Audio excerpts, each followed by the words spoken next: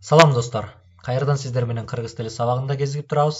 Бүгүн 4-чү чейрек 7-чи класс окутуу кыргыз тилинде жүргүзүлгөн мектептер үчүн 11-чи сабак.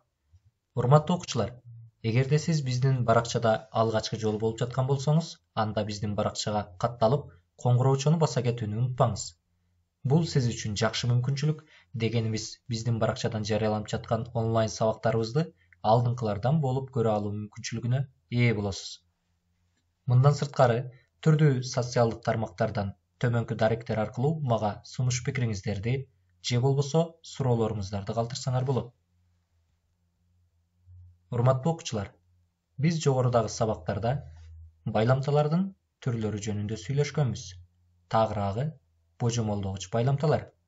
Ал эми бүгүнкү сабагыбызда силер менен бирге каршылагыч байламта жөнүндө сүйлөшөбүз.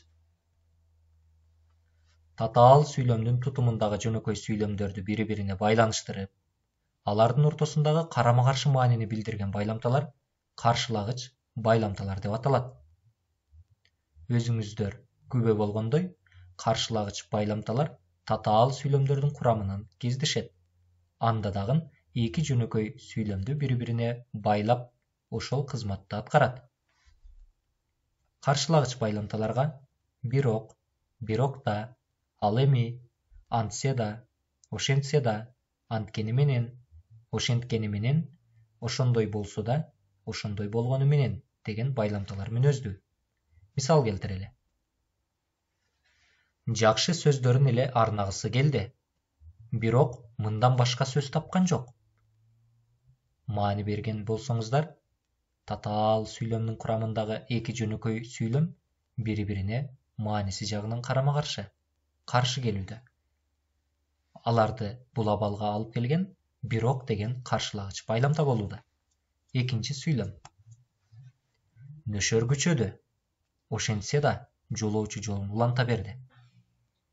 Адатта нөшөр күчөгөн маалда ар бир адам баш паник табып, жамгырдан калкаланып, андан коргонууну максат кылат.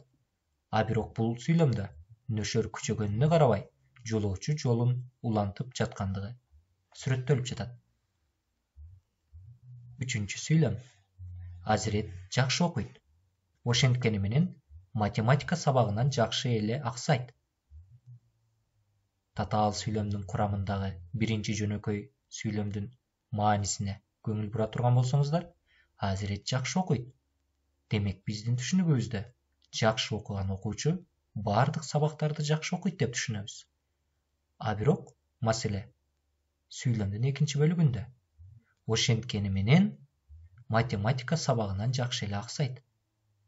Ошенткени менен деген каршылагыч байламтанын эсебинен жөнөкөй сүйлөмдөр бири-бирине мааниси жагынан карама-каршы болуп турат. Дагы да болсо мисал келтирели. Кабаган ит каттуу кубалады. Ошондой болгону менен мен ага жеткизген жокмун. Бул жерде дагы жөнөкөй сүйлөмдөр бири-бирине мааниси жагынан карама-каршы келүүдө. Экинчи сүйлөм. Жумуртка анын колунан таштын үстүнө түштү. Анткени менен ал сынган жок. Бул жерде анткени менен деген каршылагыч байламта татаал сүйлөмдүн курамындагы жөнөкөй сүйлөмдөрдү мааниси жагынан бири-бирине каршы коюуда. Үчүнчү сүйлөмгө маани бериңиздер. Каныбекти кул кылып сатып жиберишти. Бирок ал эркиндик үчүн аягына чейин күрөштү. Бул жерде бирок деген каршылагыч байламта кездешти. Каныбекти кул кылып сатып жибергенине карабай, ал акыр аягына чейин эркиндик үчүн күрөштү. Сүйлөмдөр мааниси жагынан бири-бирине каршы келүүдө. Машыктыруучу жумуштар өтөлү. Анын ачуусу мурдунун учунда. Анын сабыры жакшы. Урматтуу окуучулар, көп чекиттин ордуна тиешелүү каршылагыч байламталарды алып келебиз. Биринчи сүйлөмдө анын ачуусу мурдунун учунда. Ачуусу мурдунун учунда деген фразеологизм бул ачуусу аябай тез, ачуусу бат келген адамдарга карата айтылат.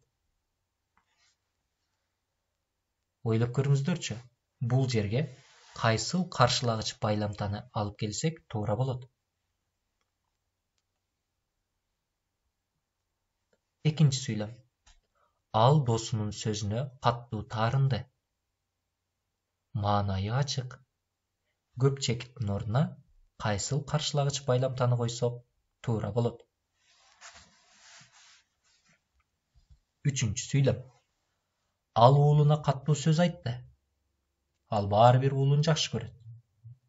Бул сүйлөмдө дагы көп чекиттин ордуна кайсыл сөздү тагыраак айтканда кайсыл каршылагыч байламтаны алып келсек туура болчудай. Эгерде ойлогон болсоңуздар, анда биринчи сүйлөмгө кайтып барабыз. Биринчи сүйлөмгө туура келген каршылагыч байламтаны алып келебиз. А бирок анын ачуусу мурдунун учунда, а бирок анын сабыры жакшы. Ал досунун сөзүнө каттуу таарынды. Экинчи сүйлөмгө тиешелүү каршылагыч байламтаны алып келебиз. Анткени менен маанайы ачык. Ал уулуна каттуу сөз айтты. Тиешелүү каршылагыч байламтаны алып келебиз. Ошентсе да, ал баары бир уулун жакшы көрөт. Азаматсыздар. Урматтуу окуучулар, бүгүнкү сабагыбыз сиздерге түшүнүктүү болгон болсо, анда үй тапшырмасына көңүл буруңуз. Интернет булактарынан Исхак Раззаков тууралуу тартылган тасманы көрүп чыгабыз. Тасмадан кездешкен каршылагыч байламталар бар сүйлөмдөрдү жазуу дептерибизге белгилейбиз. Каршылагыч байламталардын зарылчылыгы тууралуу өз оюбузду жазуу түрүндө дептерге түшүрөбүз. Ушуну менен биздин бүгүнкү сабагыбыз өзүнүн жыйынтыгына келип жетти. Биздин баракчага катталууну унутпаңыздар. Жана дагы да болсо өзүңүздөрдүн сурооңуздар, кайрылууңуздар, каалоолоруңуздар болсо, анда социалдык тармактар аркылуу төмөнкү даректерге жолдосоңуздар болот. Сиздер менен мен Илгиз Шамырзаев болдум. Кайрадан кийинки сабактардан көрүшкөнчө сак саламат туруңуздар.